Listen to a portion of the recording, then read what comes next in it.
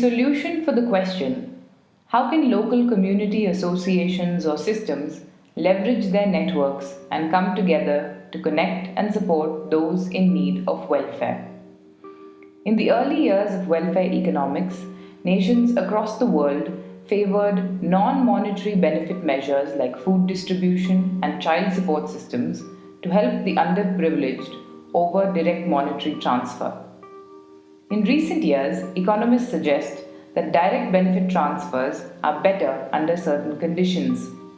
Concepts like Universal Basic Income or UBI have developed out of this movement in welfare economics.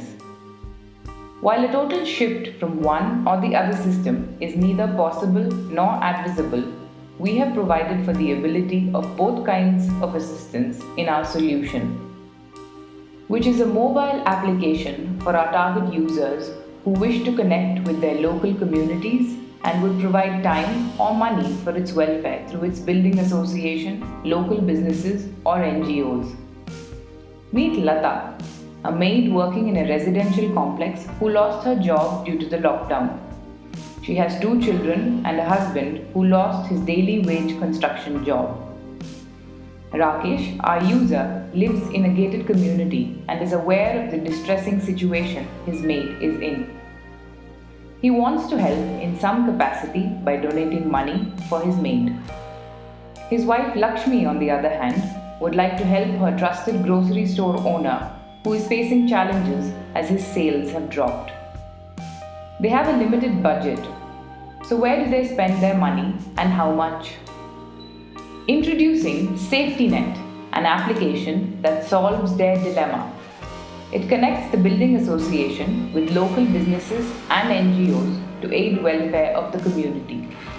Rakesh and Lakshmi open their building app, which keeps track of their visitors, deliveries, and notices from their building association.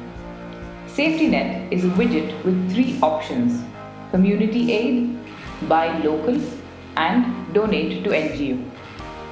Rakesh opts for community aid and donates money.